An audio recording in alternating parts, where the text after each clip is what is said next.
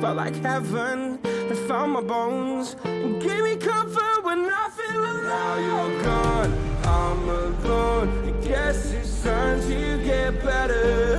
Through the pain, I will go alone. If I fall, break my bones, I will scream even louder. 'Cause I'm not dying alone. I lost my best friend to 23. She left her body and hovered above me.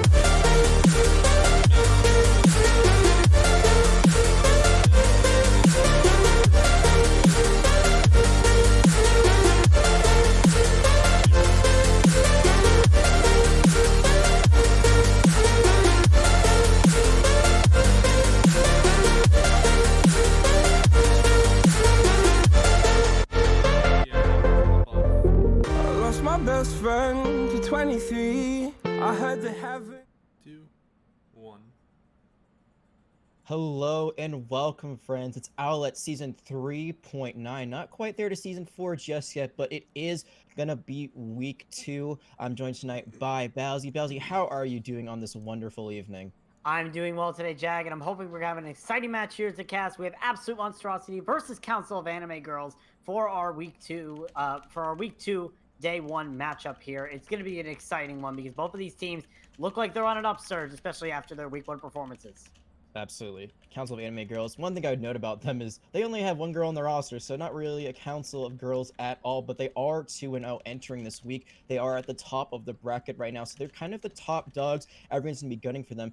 Absolute Monstrosity. They did win one, but they also lost one, so it's going to be interesting to see if they can resurge back up to the top of the standings or where they're going to end up being. One thing we do know, though, is that there is going to be a bit of a roster switch if there is going to be a ringer coming in for one of these teams. Yeah, absolutely. Absolute Monstrosity is going to be having a ringer coming into this. RS15 will be subbing in here for Tex, which is one of their DPS players. Obviously, the DPS role is not as big as something as, say, tank or support, but it still is a very impactful role, especially in the current state of the meta. This might end up impacting Absolute Monstrosity's performance today here, but we'll have to see how the match goes as a general look at that as a general thing. Yeah, and you talk about DPS, but there are actually some nerfs that came into some of the DPS heroes that we know and love very well. Echo and Tracer, they just got hit by a nerf. There's a Zenyatta one as well. So there's some differences we might see here today. That Wrecking Ball composition has been really popular for a long time with heroes like Tracer and Echo that just kind of run around with them, have a lot of speed, a lot of agility that can get them into places to try to get squishier targets. I'm wondering if we're going to see any meta changes here today. But one thing we do know, we're going to be starting off tonight on Lijiang Tower.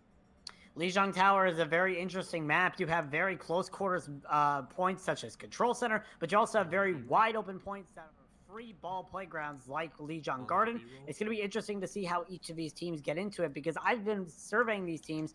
Some of them like Ryan, some of them like Ball, and some of them may be more aggressive than others. Absolutely. Ryan versus Wrecking Ball. It's the ultimate question right now. Reinhardt did get that buff a little while ago. His knockback isn't as bad as it has been in the past. But Wrecking Ball has just been so strong despite that nerf to his shield. Still possibly the best tank in the game. But I've seen teams play both. It might be very map dependent. It's not going to be like a map such as Oasis or Nepal, where there's a lot more boot potential here on Lijiang. Besides Gardens, that's really going to be it. So it's going to be very, very interesting to see what these teams come out with out of the gate. Personally, I just love to see some Symmetra. It's always great to see that teleporter come out here at the early stages. Absolutely. Might catch some Symmetra on Control Center and maybe on Gardens if people are willing to run that brawl on Gardens, which is sort of a rare thing, but you can see that, especially on that map. And Symmetra can just teleport you straight to the window, and you are able to sit on the point and disregard any sort of opposition coming from your outside. So it'll be interesting to see the sort of composition we're pulling out, especially because from what I've been hearing, there's a brand new meta circulating already in terms of the tank line, DPS, and supports. So we'll have to see if any of these teams have actually caught on to that new meta and if they're willing to run it coming into today's match. Oh, I'd love to hear some spoilers on what that might be. I know that Orion Div had kind of been examined at a little bit, but what are you hearing? What are you seeing that teams want to be possibly running? What is this possible new meta that you're talking about? So obviously, don't take it from me because I am, of course, a plat player. I may not be as skilled as these people, but I've been hearing the current tank meta revolves somewhere around the Ball Zarya. as of recently, which Monstrosity, they as a do Zarya win one, player, but they've that makes me also very happy. lost one, But so maybe we'll it may see not be if preferred they for can- other people. We'll have to see if Absolute Monstrosity or Council of Anime Girls have decided to run this Ball Zarya as they come into today's match. We start here on Control Center, which, as we said, this is the main Rhyme map on Lijiang Tower. Yeah, and the Wrecking Ball Zarya is kind of like a hybrid comp that you'd used to see with the Winston. The Korean dive is what it was really popularly known as, but it's a little bit of a different twist. We have a slight pause, but it looks like we'll get back Just into this. testing But it pause. does look like it is going to be Ryan Zarya off the bat. That isn't surprising at all. Previous encounterments, we might have seen the Sigma instead, but now with that shield buff that he got recently, don't see that in quite as much. Yeah, absolutely. That shield nerf really just destroyed Sigma as of recently. That shield nerf making it so now he's not as versatile of an off tank as he used to be. We're going to be seeing almost mirror compositions coming out of the gate here. The only difference, the support line, a Baptiste versus a Moira. We'll see which team gets the advantage as they head to the point. Coalescence versus Square later on, but all this spam damage coming out really early onto the tank on the side of Absolute Monstrosity. Lucky to get out with their life. Reed actually going to be the one to pull in the first punch. That life is not going to be spared for much longer. Looks like they have the man advantage, two-man advantage. Donut Puncher going to be the next to fall. Going to get trapped up just for a second, and just like that, that fight is going to end early. That point, not yet unlocked, but it is going to be taken by Coag early on. Yeah, and Absolute Monstrosity actually going to try to push back into this. You can see No Blood trying to take the space, but Reed is right there swinging the hammer. It's going to be interesting to see if they're able to get picks. That's big. Yeah, Junkrat's gonna find trades, but it's gonna be Blackman who comes out on top once again. The Reinhardt on the side of Absolute Monstrosity. Not gonna live long, but you take down Clown Dog 500. That is your main source of healing. There might be an opportunity. If we can see a disengage from Absolute Monstrosity, you lose Scooter, you lose your Symmetra teleport, and two very back-to-back fights. This is really hectic early on. Absolutely. It looks like Mushroom actually went to go back to pick up Clown Dog, so there will be no problems here for the support line of Coag as Absolute Monstrosity try to push back in. They keep going through this main passageway, which can be a little bit problematic, but they are able to get there. Reed hits the shatter, though! It's a huge shatter. Is the follow-up damage going to be there? We see the coalescence coming out from Donut Puncher. There's going to be the Graviton Surge, the Sound Barrier as well. So many ults, but once again, it's going to be Coag coming out on top. Flatman and Hawk, they are finding the damage. They are finding the kills, and just like that, despite their best efforts, to the Absolute Monstrosity once again resetting. Nothing scary to go against than a full charge Zarya. As a Zarya main myself, I can confirm that a full charge Zarya means that your entire team is going to get beamed down as quickly as possible. This team, if Absolute Monstrosity want to find any sort of advantage here, they need to focus that Zarya up Blackman. A tire from the side coming out from RS15. We'll see if it will get any value here as here it comes. There's the Sound Barrier online, but it does get Mushroom, so Mushroom not able to cast it. Just the Symmetric Walls, dueling Symmetric Walls coming out on either side, but once again, you're going to see the Reinhardt on the side of Absolute Monstrosity go down, so with no shield tank, it might be impossible for them to push in. Scooter, though, going to be doing a lot of damage. That Symmetra primary fire can get charged up so quickly. The teleport are going to be getting them onto the high ground. The boop almost going to get them off of the side. Now the Reinhardt is back in for Absolute Monstrosity. They need to win this fight with only 90% left. Reed has the shadow once again. It's going to be a huge one, knocking everyone down. But Reed also going to be falling. There's the Graviton Surge. I don't think it connected onto anyone. Yeah, the grab absolutely was a whip, but no worries. Donut Puncher does get that kill onto Hawk. The beat comes out from Mushroom. It is a potential win here for Coag or Absolute Monstrosity. If that happens, though, that's not good for Coag. We wondered if RS15 would be good. So far, they have been great on this Junkrat. These tires, they're only finding one elimination. That's sometimes all you need. You saw in the middle of the fight, they actually capped that point to now at more than a fourth towards winning this point. But now they lose one fight and it's over. They got the Sim Wall as well as the Shatter Worker. So they got some tools, and right now, Coag, they're being a little more passive. Yeah, absolutely. Absolute Monstrosity seems to be trying to wait for Coag to push into them. Tire from Bob Guy, though. If this hits a very impactful pick, like maybe the Lucio, it could be big and it can turn the towards of this battle. Bob Guy going all the way around with that tire, but it gets canceled. Good fire strike from No Blood. And there's the Shatter coming out.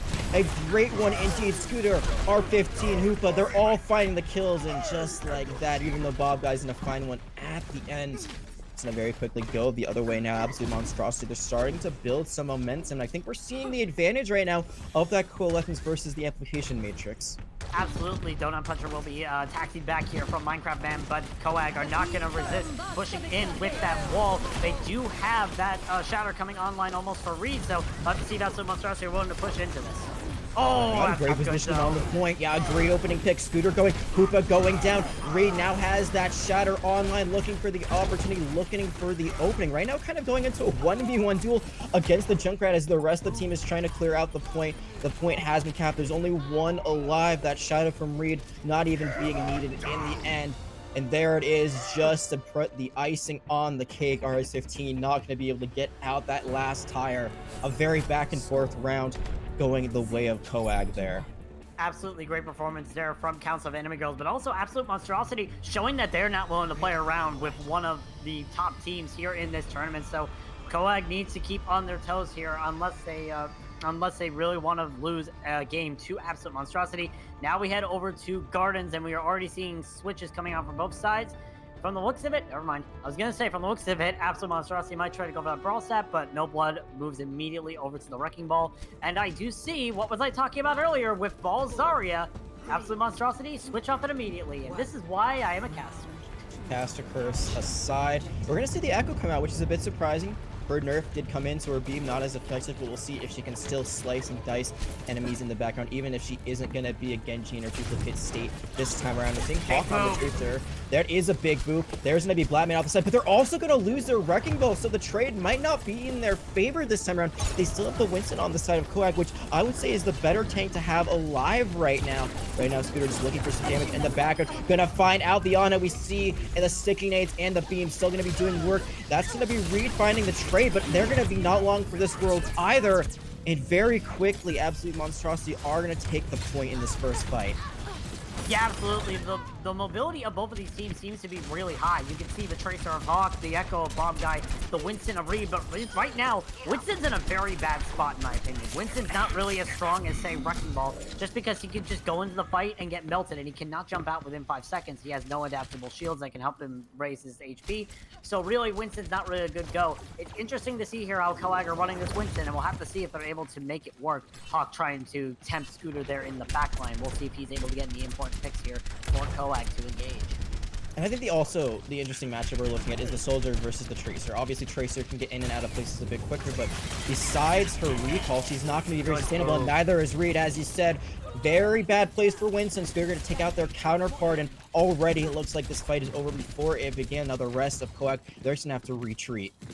Yeah, Reed was actually isolated there from the ball, No Blood, No Soul, and RS-15 had a perfect sight line there for the Winston kill. So really good positioning there from Absolute Monstrosity, and really good coordination to set that up. Now Coag trying to push back in. They do have that pulse bomb from Hawk. If he's able to get an important pick, then he may be able to turn the tide. But look on the side of Absolute Monstrosity. They have 4 ults going into this next fight. It might be disastrous here for Coag as they push into the white room. Mine's almost online. There's the Wrecking Ball. Is there another boot? No. There is going to have to be a great etho from Hoopa. I was going to say a jetpack jump is going to keep this Winston alive. A lot of ults going to be coming online, so the mines have been committed, but can the Wrecking Ball get out of their life? Falling very low. There's going to be the visor coming out from RS. It's going to be a nano visor, and it's going to clean up everyone falling into this trap. Kill by Kill Absolute Monstrosity. Not going to be denied here on Guardians with only 10 seconds left. It's going to take a miracle for them to contest this point once again. Absolute Monstrosity will have no ults going into the bank. You see Reed coming out on the ball. Hawk is going to be able to cut here, but it looks like it'll be all for naught. You can see Coag trying to push back in, but that's already a big pick from RS-15. Bob Guy had the duplicate but isn't able to use it. They die just before they can use the Q. The rally being committed. It's just a Wrecking Ball trying their best to stay alive. Can't do it for long. There are some re-engagements coming out. The Graviton Surge as well being committed. It's just the Lone Zarya trying her best to do anything for her team, but Flatman can't do enough. And just like that, 100-0. What a great round for Absolute Monstrosity after losing the first one. Absolutely, Absolute Monstrosity end up sweeping Lijiang Gardens here, which might actually have a turn of battle right now. We might be seeing Absolute Monstrosity starting to excel just because they are not having to play, or just because they seem to have the advantage in terms of this ball composition. I've talked about how maybe No Blood, No Soul is not as great as Reed, maybe, but like regardless, No Blood, No Soul is actually doing much better on that ball than Reed ever will on that Winston right now, just because of how bad Winston is in the meta. Heading into Night Market though, which is always an on and off map, we are going to be seeing changes on both sides, and we see the double main tank, which has not been seen much in this meta. I haven't seen this since last May, but here it is, the Orisa Ryan combo. You got the pull, you got the fire strike, you got the bat piece. That's a lot of damage. Symmetra Wall gonna come in. The Great, wall. yeah, great May Wall. Symmetra Teleporter not gonna be able to be broken by it, so that's gonna be Coag getting first touch on the point, and also they're gonna lose their Ryan. We've seen the No Blood, No Soul goes down early. It is very difficult for this Absolute Monstrosity team to do much of anything. Mushroom gonna find Scooter, and now just comes down to the point being capped. There's gonna be a little how you do for Minecraft, man. Yeah, I was originally thinking RS-15 might have the advantage here, especially with Absolute Monstrosity, because they're gonna have extra damage. Nope, not if your teleporter gets destroyed and you can't access the points. So really a huge move there from Coag to be able to bring out the May instead of bring out more damage. The May did so much impact there, and that's a really hard thing to do right now, right there. Cancel out a teleporter with a wall, so great job there from Coag to be able to identify that. Now Absolute Monstrosity, they switch to this double shield, which means it's probably going to be a lot harder for them to engage. They can't rush in, but they can poke, but that isn't gonna matter when the rest of your enemies are coming straight at you.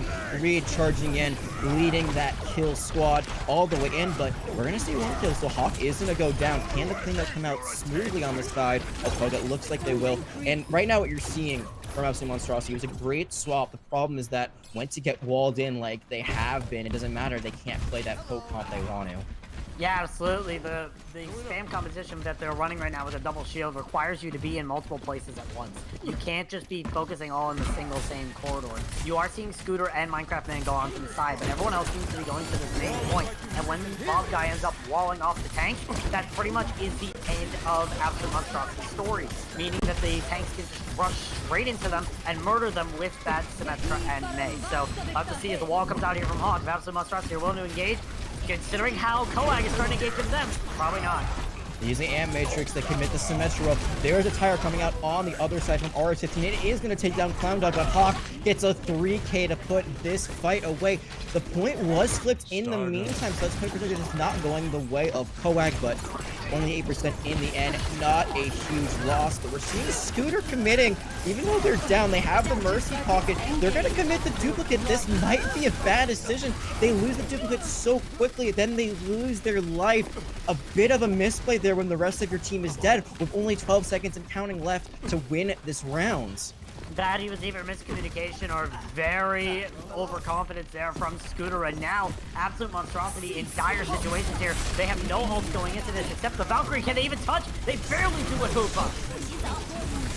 There's the May ultimate coming out. The Transcendence committed a second. Scooter swapped onto the Pharah and is raining death from above, but there is the rest of Claw coming back. Clown Dog, Hawk, each and one. Scooter blew themselves up, and Minecraft Man just committed the resurrection. Hawk now once again. The microwave has been revved up. The Symmetra Wall being thrown in. Reed with a celebratory shatter coming in at the last second. It looks like there might have been a chance after the fire swap, but one rocket going into yourself is not going to be the way to play that. It's going to be Coag taking this map 2-1. It looked like an advantage there for Absolute Monstrosity until that final move there from Scooter. Scooter's Pharah really was able to make sort of a difference there, because I don't think anyone on Coag really saw it coming, but unfortunately, just a little bit too late there, and unfortunately, Absolute Monstrosity did lose the first map, but there was a lot of hope there for Absolute Monstrosity. I definitely feel like they could be a very competent team here against Coag if they're able to get their stuff together and force them into situations they didn't look comfortable in. Because again, we saw what they looked like on Gardens. They were playing Monkey Zarya. They did not look good whatsoever. So if Absolute Monstrosity can force Coag into more situations like that, they might win this. Yeah, I think if you're going to run the Winston like ever, you got to run the Diva. I think that's just the best combination right now. Diva can help mitigate some of that damage that comes in. Then you don't have to use your shield bubble nearly as quickly if you've got the defense matrix there with you. But in general, Winston, probably not the pick anyway. It looked like when they were on Wrecking Ball, I mean, No Blood, No Soul looked very comfortable, very at home. So if they can force map choices that favor Wrecking Ball right now, they put themselves in a great position. Li Jong was not one of them, as we saw the double shield comp kind of reign supreme, which is something that I used to see and play a lot almost a year ago now. So we'll see if that comes out more, but I think, like you said, if they can force Blackman and Reed into a tank composition that maybe they're not as comfortable with, this might be a great chance for Absolute Monstrosity to come back into this, but we're seeing why Coag is undefeated so far in the season. Yeah, absolutely. Coag does have those strong points here and there. Their brawl, especially, I think is the strongest point of their roster right now, especially now with Reed on the starting lineup full time. So it might be interesting to see if Coag are able to bring this brawl into maps that usually it wouldn't work on, because it definitely seems like their strong point. But any other situation, they really seem to struggle a little bit more. Our second map is going to be coming out here. Absolute Monstrosity's pick is Rialto. This is an interesting choice. I don't know if Wrecking Ball is the best tank to be run here.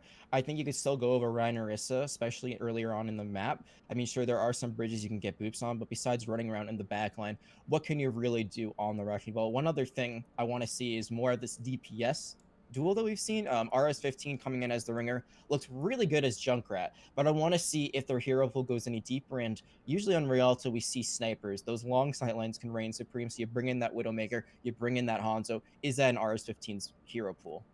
Absolutely, and when I look at information given to me, Scooter, one of Scooter's heroes. I am messing on my word choice here today. Very tired, ladies and gentlemen. But one of Scooter's heroes that he's known for is Hanzo. So we might be seeing that Hanzo come out here on Rialto, especially with Hanzo's machine gun arrows that he has now. It's going to be much easier for Hanzo to get a lot of value on that. So we'll have to see if Absolute Monstrosity are willing to bring out Scooter's Hanzo, or if they're willing to just stick with this Echo Tracer as we've been seeing in the meta so much. It'll be interesting to see if Absolute Monstrosity can get any value. Looks like we're going to have a side swap here as well. So Coag going to be going on the defense, and I like to think this is always kind of a mental move that you make. You know, you say, hey, we won that first map. Now we're going to be on defense first. We're going to full hold you. And then that's just going to be a 2-map up. Then we only need one more to take this series. So if you're Absolute Monstrosity, you see this move being made, what do you got to tell yourself to get back into this? Because it was pretty close on certain parts of Lijiang. Other parts, though, they were kind of one-sided, but that went either way. I mean, we saw on the second map in the series on Gardens, Absolute Monstrosity, they rolled on that. But then, on the other hand, when they got to Night Market, they were the ones being rolled. Yeah, I think Absolute Monstrosity's biggest problem right now, apart from when they're playing Brawl, is trying to engage. They really have a lot of trouble engaging onto a fight unless they're able to get those early pickoffs. We saw that on Lijiang Garden. They were able to get some early pickoffs, and then they got the ball rolling, literally because No Blood Soul was playing Wrecking Ball. But regardless of that fact, I feel like that AM need to make sure that they can get those initial picks to be able to engage effectively. Coag is probably doing the defense first in order to make sure that they are not doing that sort of like aggression move first. So we'll have to see if there are any changes here for Absolute Monstrosity and if they're able to engage effectively. See what changes come out indeed, and we're just waiting for that hero Move to come through. B-roll. So no idea of what they may or may not be running just yet, but if you were to predict what would be the best composition here, what would you be looking for? Again, I've said it myself. Wrecking Ball is probably, you've said it yourself, Wrecking Ball is probably one of the best tanks in the game right now. I would not be surprised if we see Wrecking Ball on at least one of these teams. So we'll have to see how that goes. I do know that Absolute Monstrosity has known to play a lot of Orisa. They might be playing it right now. We do see Winston on the field. Never mind, it's a Sigma. I'm blind. But yeah, we do see that double shield composition coming out here from Coag, which double shield hasn't been meta for a long time now. And I mean, it can work, but it depends on how well you're able to execute it. We do see a Echo and currently Ashe on the side of Absolute Monstrosity, which Ashe is another hero that has been nerfed recently, so we'll have to see if RS15 can get any value out of that Ashe here. One thing I'm looking at right now is Mushroom on this Brigitte. It's a bit of an unregular pick, but with Zenyatta getting nerfed, maybe this is the way the meta will be moving. I would have loved to see the Reinhardt Orisa come out again. I am a big fan of that kind of hybrid double shield brawl. Throw in a Lucio, just kind of run in. But this time, they're going to be playing a bit more stagnant, won't have the same sort of mobility to get in and out of places. But for now, they're going to be taking the high ground.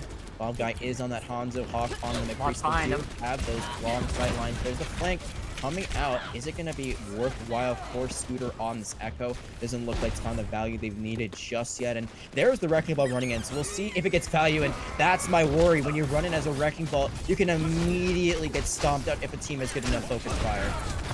Yeah, while that Wrecking Ball did get focused, he was able to achieve something, and that was to knock Coag off of the high ground. So if No Blood No Soul can just keep doing that, then I feel like Coag are going to have a struggle here with this double shield. Because what do you have to stop that ball other than a Brigitte? Unless the Brigitte can easily predict the ball coming in, you're going to have a lot of trouble here if you're Coag. Yeah, you gotta look through those pulls and then the accretion as well to try to stun them out or get a shield bash or a flashbang. So there are a few options, and even though there were a few members lost on the side of Quake, they're able to regroup. I think again a bit of a misplay by Scooter going in a bit too deep. We saw that on Lee Jong Night Market, just going in before they needed to, didn't wait for the full team re-engage. Now, the ultimate's close to being online. Hawk does have that Deadeye, has to be careful because all that spam damage from the 68 is going to be going their way. They know the Wrecking Ball is in their backline. The flashbang isn't going to connect. There's going to just be a little bit of a flail, and it's going to push off No Blood, No Soul. That's a great way to open up that fight, and again, the Wrecking Ball being dealt with early on. No Blood, No Soul is just having a very rough time right now playing this Wrecking Ball. He has been stunned in every single possible way, and that is a huge Deadeye pickoff onto Scooter, who has that duplicate up. So now that's another time, that's another few seconds that Absolute Monstrosity need to hold back and wait for the respawns to come in. So actually, Koag is holding this very well, and look at how many angles they're taking right now with this opposition. You have Mushroom in the backline trying to make sure that there's no pressure coming in from the Wrecking Ball. Reed and Hawk are by the cart. Bob Guy, Blackman, and Clown Dog are on the high ground, so really a bunch of angles coming out here. This is how you play a spam composition, and Koag is doing it perfectly. Not only that, but they also know that the Sigma on the other side just used his eat ability, so they definitely stop the possible full Dragon Stun coming out. We're not going to see it just yet. The Nano hasn't committed, so has the Valkyrie and the Bob and the duplicate. Everything on the side of Absolute Monstrosity has been committed, and yet it is going to be No Blood, No Soul being taken out first again, despite a heavy commitment in this fight. The kills are going to be going in their favor. The Resurrection does come out in line, but there's going to be Scooter falling once again. Oh, touch and go there for a second from Bob Guy, but enough healing is going to come out from Clown Dog to keep them alive, and the ultimates weren't committed nearly as much on the side of Koag. They still have their taking ultimates and a high noon once again. Yeah, this is already a very rough situation here for Absolute Monstrosity. Only 60 seconds remaining in the time bank. Hoopa does have that Flux Stone. We see Scooter and RS-15 switching their comp. They're actually switching half of their entire actually most of their entire composition. They now have an Orisa, a Hanzo, a Soldier, and a Zenyatta. So we'll have to see if any of these changes are going to make an impact as Flatman's Flux comes first. Hoopa tries to eat anything, tries to get the accretion, does neither of those things. Hawk gonna find two. And there's going to be another pick from this Hanzo. So that fight ended very quickly for Absolute Monstrosity. So there is some good news. They still have a little bit of life in this. Oh, that's a big pick. RS-15 is going to find one. There's going to be the opposing Gravitic Flux, and there's going to be the Immortality Field. But it's not going to be enough to save Flatman. So a bit of an overcommit on the other side from Koag has opened up this first point completely. Now the Soldier trying to find any kills. Hawk gonna find two in the meantime. It's a 2v1. RS-15 though has to run away, has to commit the healing field, and still Hawk is alive. Hawk gonna find the Mercy. Hawk is a madman. Can he carry the rest of the team to victory? Gonna find the Orisa. Reed gonna find Donut Puncher, and now it is a Sigma on their own. There is the high noon from... Oh my goodness, Reed gonna be the one stealing away that final kill, but Hawk, this bird is flying high right now. Hawk went straight for the back line. He killed both supports and then just went on an absolute rampage. Hawk saved Koag from losing that first point by far. If it were not for that amazing play from Hawk, this attack from Absolute Monstrosity would have kept going. So amazing job there from Hawk and Koag to be able to sustain enough so that impact would come in. Now Absolute Monstrosity, they have a lot to defend. They have to try and full hold Koag more than they did them in order to win Rialto here. It's going to be a very tough task, but I do believe it's possible. It is possible indeed, but this is the mental game I was talking about. This is why you want to pick defense first. You do get that full hold. You almost give up the point, but some late heroics coming out from Hawk, as well as Reed to help secure that point and make sure they don't get any objectives captured. And, you know, I've been watching a lot of Cobra Kai lately, and there's a Hawk character in this one. I'm thinking this Hawk, very similar right now, being that complete badass. Sorry if you're not able to say that on live stream, but that's the only way I can describe them. Honestly, doing a great job here. We'll see if they can keep that dominance, and I really hope they don't run this comp that they have set up right now. They are in the attacks. They got plenty of time to swap, but we saw this on Lijiang Gardens. Did not work out in their favor. Absolutely, but I think the only thing that's going to be going for them right now is that you see the double shield composition coming out here from Absolute Monstrosity. They're not going to be running that Ball Sigma that they were running on Legion Garden. So we'll have to see if it really is a ball diff or if it's just that Reed cannot play into balls. We'll have to see how it's going here. And Reed does get that opening jump. We'll see if he'll be able to make any sort of impact here as the cart starts moving slowly.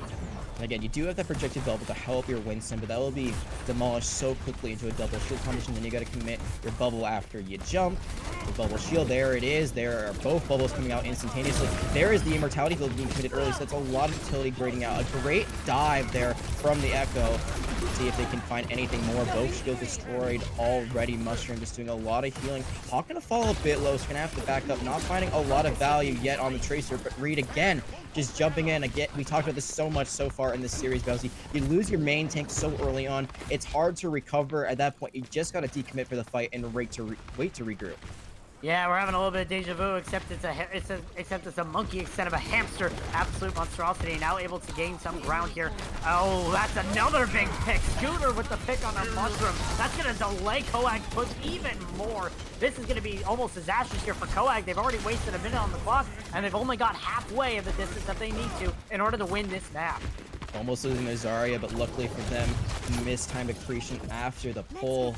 Echo's still alive, trying to just do anything from above, but there's some great charge coming in from RS-15. It's gonna be Donut Punch who actually finds the final blow, but now they have the Applique Matrix as well as the High Noon, so their ultimates to use, and looks like they're gonna just have to disengage against Coag, and this is not working out for them. They have to swap something quickly, or this is gonna end up being a snowball effect, just like they had when they were defending. Yeah, this is just not working here for Council of Anime Girls, especially with that monkey. It just is not doing as much damage as, say, a Ball or a Rissa would be doing right now.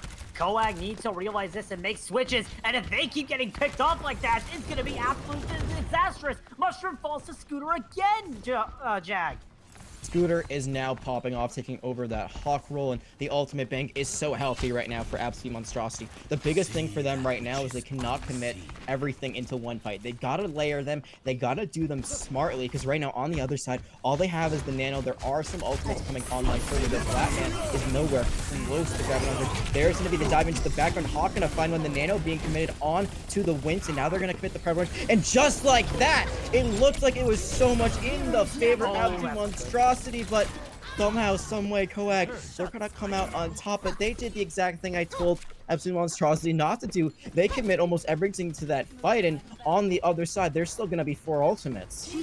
Yeah, Absolute Monstrosity will have an opportunity to contest here normally, unless Hoopa dies early. He will not, thankfully. You did see Hoopa coming in with that Flux and a Dragon coming out as well. This might be a big Flux if it's able to get some kills. A bit of a mistiming there. You want to use the Dragons after the Flux already lands, so being sent in a bit too early. But there's gonna be RS-15 on the back. Hawk falls off the map. Not sure what happened there. There's gonna be RS-15 with the High Noon. Not gonna be outdone by Hawk on the same roll. And these McCrees have been pushing it to the limit so far. Oh, it is getting dire right now for Coag. They had such a great defense, but now they are getting stuck out on this attack. You see switches coming in here for Coag. They are in desperation mode, and this is going to be the final fight territory. Flatman will have that Graviton Surge. It's all up to Hoopa to try and eat that for Absolute Monstrosity's chances to win this, but Reed's now on his Reinhardt. This means that Absolute Coag wants to play a more aggressive style. It looks like they're going to try to head in the backline so they can try to get everyone off his high ground. Very smart move here from Coag. We'll see if it'll pay off. You're not able to eat it, which it looks like you're not. You got to break the lamp. That's what you do. You get down Hoopa, but then you lose Flatman in the process. You got to touch the point. They are going to get to it. It's a 5v5, a 4v5. Hawk back onto the McCree. Says, I don't care who's playing it. I'm going to be the best one. The Nano going out onto Reed. Goes a bit too deep into the backline. Misses the charge. They lose their main tank on the side of Absolute Monstrosity. They lose Scooter. The Wrecking Ball comes out now from Flatman, and it was touch and go there for a second, but Coag, they are going to be able to take the second map, and now they are on series point. Oh my goodness, Bowsy. I thought for a second we were going to have a tied series. It was so close there, but just some heroics coming out from Coag again to be able to solidify themselves into this and get a 2-0 advantage. Very, very close match. Had us both on the edge of our seats right now, but I think it's safe to say Coag wants to make sure that they can send Absolute Monstrosity home and call it a day here. We'll have to see as we head into map 3 who will be able to take the advantage. If Coag will be able to 3-0 or if Absolute Monstrosity is still in this, but I feel like it's going to be a much closer series than we thought. Absolutely. But here's the question: is it Coag just not having the right comp, or is it Monstrosity being able to play up to their level? Because we have said it before in Lijiang, we said it here in Rialto, do not run the Winston Zari. It's just not a good composition. It's not working out. So you got to swap away from it. And it did take Coag quite a while, but they did eventually go away from that. I think the biggest thing is Blackman really struggled to build up that grab. And I think you see that's part of the reason why the comp isn't great. Your Zarya has to either be like in the front line as the only real frontline tank as your Winston jumps around, or they play a bit more passive. You play passive, you stay alive, but then you can't build up your ult charge. You also can't build up your damage as well because you're not using your own bubble nearly as much. So Blackman had to hold on to that grab. It took them almost 4 minutes to build it up, but it did work out in the end after they swapped Reed to Reinhardt.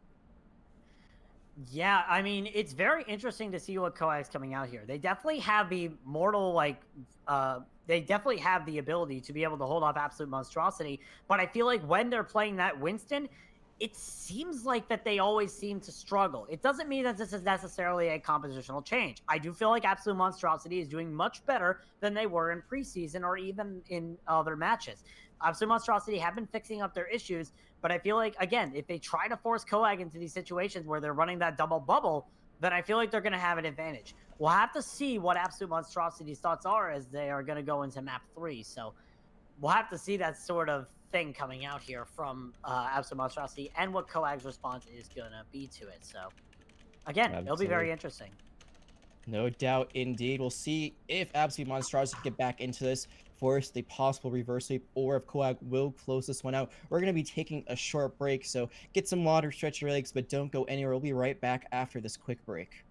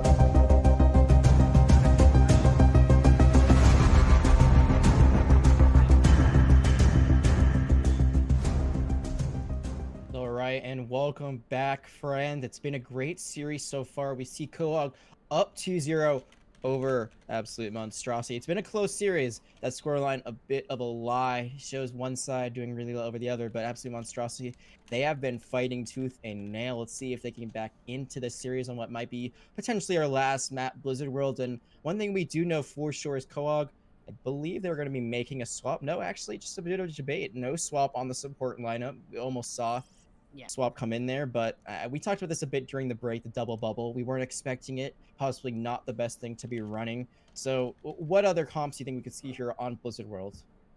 Obviously, Blizzard World is an awkward map. You know, it can sort of run that sort of like double shield on one end, spam or dive on the other. It's very sort of all over the place. And you were talking about swaps. We actually do see some swaps coming out here from Koag, but not the ones you were talking about. We see Alcura coming in for the tank slot and Sempra coming in for the DPS slot. So now we have those sort of different tank lines. Alcura is this team's main ball specialist. When it comes to any sort of game, then Alcura will be running that ball. He also can play other heroes, but in terms of that main tank position, he's much better than Reed on that ball position. So that's interesting. And Sempra, this is most likely just because Sempra is probably a more hit scan related player compared to Bob Guy. Has a lot more like projectile sort of heroes. Sempra is known for that Tracer, Ashe, all those sort of hit scan players. Can also play the Genji, but mainly known for the hit scan role. So we'll have to see how this will factor into Koag's map here. So it'll be interesting to see what they run here on Blizzard World. I feel like they're going to be going ball a lot more now with Alcura in that starting lineup. That seems like the plan indeed. We saw Reed mostly on that Reinhardt. Looks like Ryan is not in the plans this time around. We'll see if we get that Wrecking Ball via Wrecking Ball matchup that we have not really had the pleasure of having just yet. See what No Blood, No Soul does as well. Sides have not swapped, so Koag, they're going to stay on the defense, looking for their second full hold of the series. Unless you count you're not giving up any point percentage on Lijiang, then this would be possibly their third. We'll see if it comes into fruition later on. And what is this off the get-go? Yeah, I was going to say, no deal. Yeah. Get her out of here. That's not happening. I was going to say, what is this cursed tank composition on the side of Council of Anime Girls? My goodness. But no, they are going to be running the hog and ball torture. And let me just say, that's something, if you can get everything rolling on that, it is pure torture for the enemy team. So I'll have to see how Alcura and Blackman are able to use those together. And as I expected, Sempra is going to be playing that Tracer. Hawk does have a great Tracer, don't get me wrong, but Sempra is usually this team's Tracer specialist whenever Hawk is not willing to run that Tracer. We do see, remember what we saw in Lijiang and how good it was doing? We see Scooter running the Pharah here at the start here on Blizzard World. Let's see if Scooter's Pharah will have a lot more impact than it did on Garden. Let's hope he doesn't shoot himself in the run. Yeah, last time ended up blowing themselves up, but there's no real direct counter. Sure, the Hanzo does have the range, but it is a projectile hero, so you can miss shots a lot easier. Tracer, a lot more short range, especially after her nerf. Her medium range damage is much worse, so it might be down to Clown Dog to try to get some snipes in at the sky, or maybe a really well-timed hook. In the meantime, we're going to see Akura try to pile drive in. There is a hook, and it's not going to be the one that gets killed. It's actually going to be Akura just kind of roaming around, isn't going to get one. Blackman trying to absorb damage, isn't absorbing enough. This double shield comp, it is meant to poke.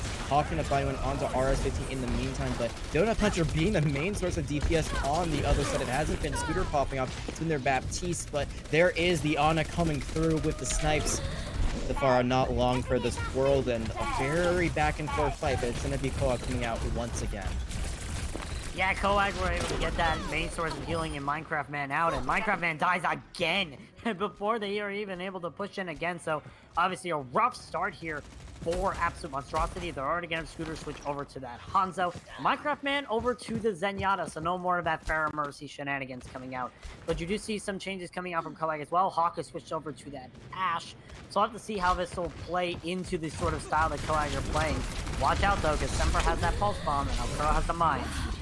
Gotta think that they were trying to get the Ashe as a direct swap towards the Pharah. Not gonna be there, doesn't even matter. The tank line, they are doing damage. The mine's coming in. Blackman walking away with 3 kills. The Nano was being committed there, and maybe a bit too many ults there. It looked like once the mines were thrown down, Blackman had a pretty good path to just getting some kills, but the Nano coming in as well. I'd say that's great for altards, but Blackman's still 35% away from the whole hog.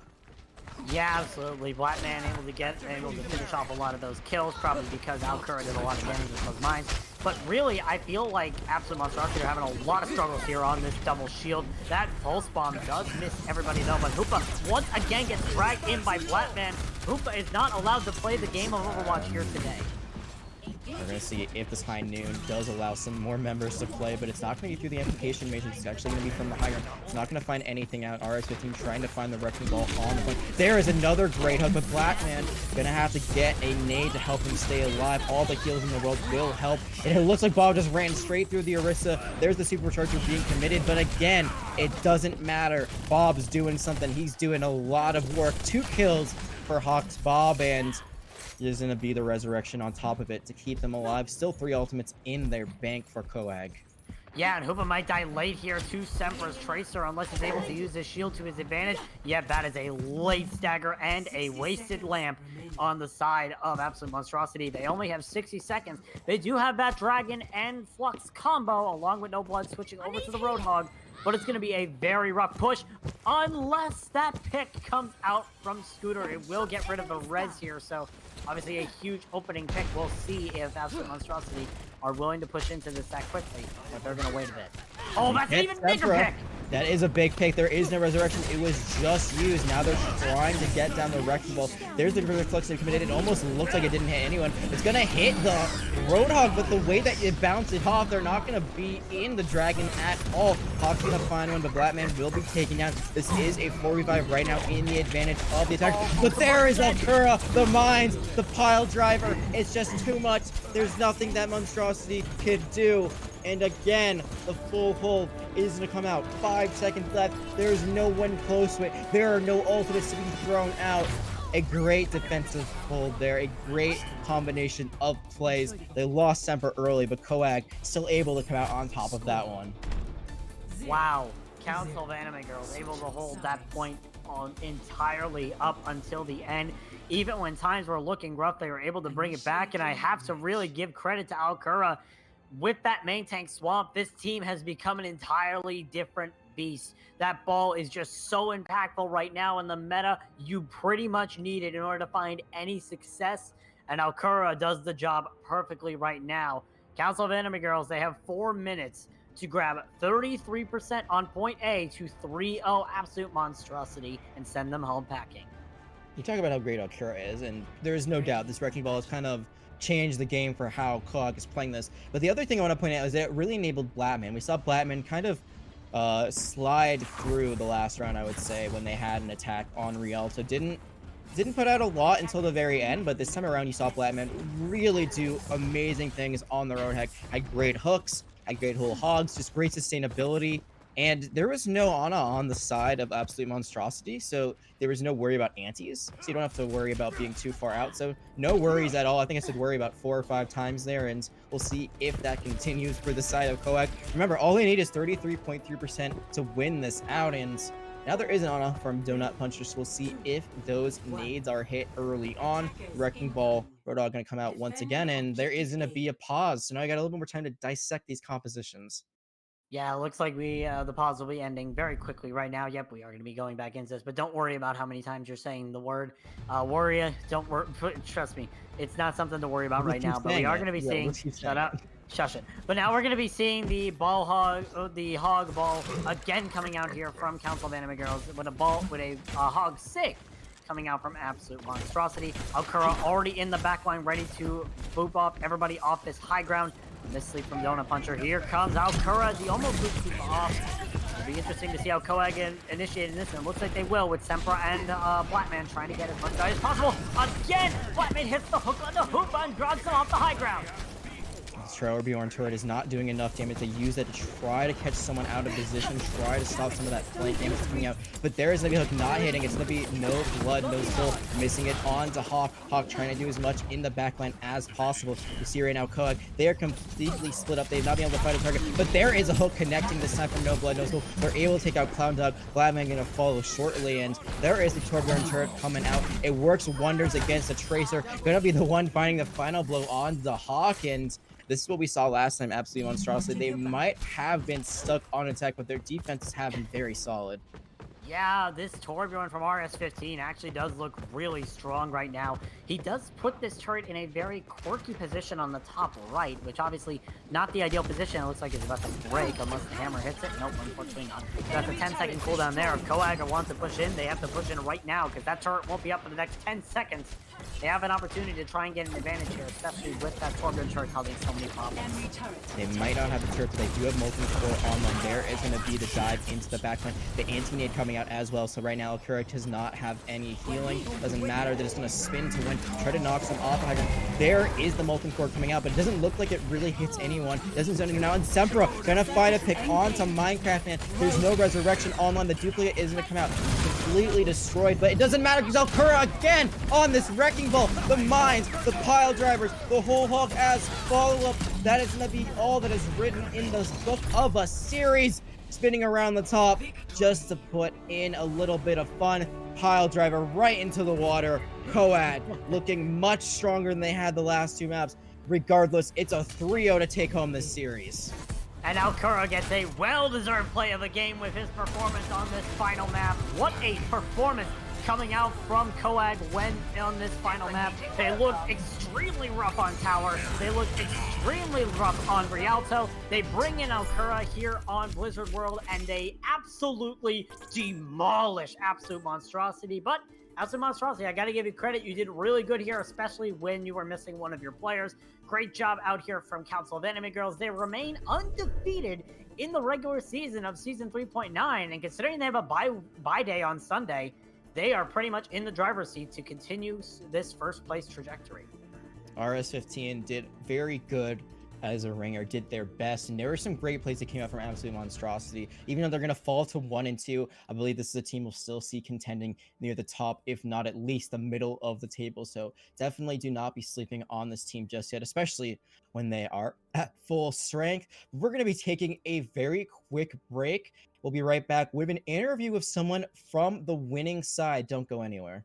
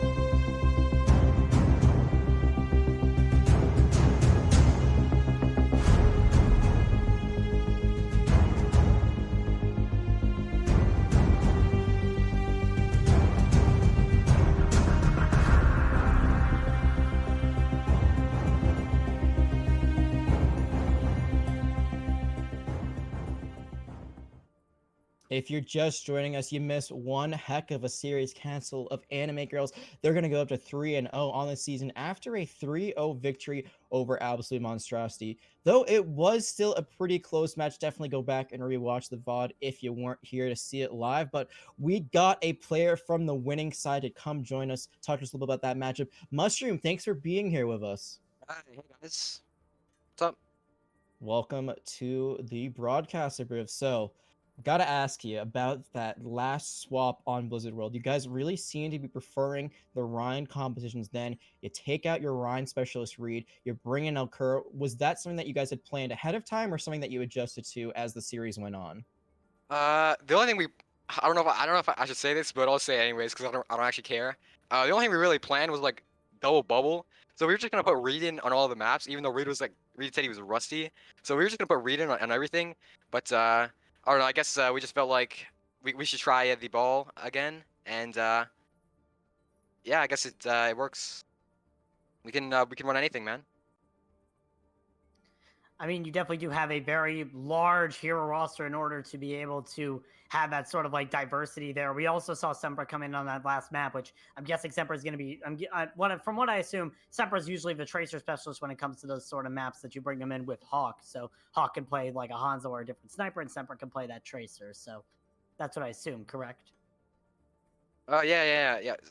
We for our DPS, man, we have you know, we but, from the top, we we make it drop, and we got our DPS core. We got Sempra, we got Bob, we got Hawk in there, and generally Sempra plays a little bit of that hit scan, a little bit of that tracer. We got Bob doing a little bit of that projectile heroes. Hawk just does whatever, man. He's just he does Hawk things. That's generally how that goes. Actually, we took Bob out of the last map because he had a headache. Something to do with getting the COVID vaccine. I don't know. He's kind of an interesting man. You might want to talk to him next time. Maybe we He's quite will. interesting. You guys just Yeah. have to keep winning, and you'll keep getting interviewed for sure. I'm One thing not I want worried to about talk that part. about. You talked about double bubble just a little bit, and I love the confidence as well. So you talked about double bubble. You guys wanted to run it, and maybe it was because of the rustiness of playing Winston, but it just seems like it wasn't working. We saw it on Lijiang Gardens. We saw it on your attack. Do you think there was a reason that it wasn't working, or maybe it was just that you guys weren't practicing it enough? It's the WAP. Sorry, we weren't.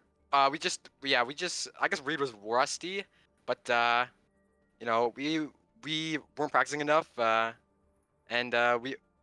luckily Reed is great at monkey, so he just does what we ask him to, and he'll do it, and I don't. Sorry, I'm kind of fucking messing up here. Wait, am I allowed to curse? Well, yeah, it's already been said, so let's try to avoid it in the future. But it's out in the air already. But yeah, I totally get your setting. I'm out of questions personally. So Bazzy, do you have anything that you want to follow up with? Absolutely. I mean, obviously, Double Bubble is one of the stronger competitions, but when it came to that final Rialto push, you opted into a Ryan Zarya composition. Was that just to make it so you could try to finish off that Rialto map as quickly as possible and also play into your strengths? Or was that just like a last minute thing that you came up on the fly? Like maybe this will be able to work in this sort of situation, considering you have the grab online. Yeah, actually, we were like, okay, Blind Man has grab, and we were thinking, what if we just meant brawl? Well, honestly, we're kind of scared there. No cap. Like we foiled them, but our time was running out. We had one final fight. Uh, maybe we should have gone to switch to Moira instead of staying on Ana, but we thought we could build Nano as well. But we decided to go Brawl because we're pretty practiced on Brawl. We're pretty good at Brawl, and what we were running wasn't really working out. Double Bubble was not really working out on that attack. I don't know. I don't really know what happened there, but we ran the Brawl, and we're pretty good at the Brawl, so we were able to seal that map away, and Reed is great as Ryan as well. Ryan as well. Yeah, definitely. Reed is a very strong Reinhardt, and I can definitely see why you would want to run into that Reinhardt. But a very good match overall, and congratulations again on your 3-0 victory here today. Thank you, man. You know what? It was a great game, Kappa. We are, we're not worried about any team. People are saying that Storybook Villains is the best team. I just don't believe it. I just don't believe it. All right, they're getting 3-2. They are so shaky. All right, but when we're gonna play, we played these teams already. We 3-0'd them, and they're losing maps to them. All right, so I'd like to see at the top of the power rankings after this week. All right. That is definitely a remark if we've ever heard one. A very confident, powerful remark, a challenge to Storybook Villains. Thank you so much, Mushroom, for joining us. And that is gonna wrap things up here on our end. Speaking of Storybook Villains, they're actually playing right now against Everfrost. So be sure to check them out on I Southern Mean forgot. Twitch channel. You don't know where the link is for that. It's in the announcements in the Owlet Discord. So be sure to go head on there after we wrap things up. That was a 3-0 victory for Coag Council of Anime Girls, still looking very strong in this season. My name has been Jag. I've been joined tonight by Bowsy. We had Penguinator on production, and that's going to be it for us. Thank you so much for watching, and have a great night, everyone.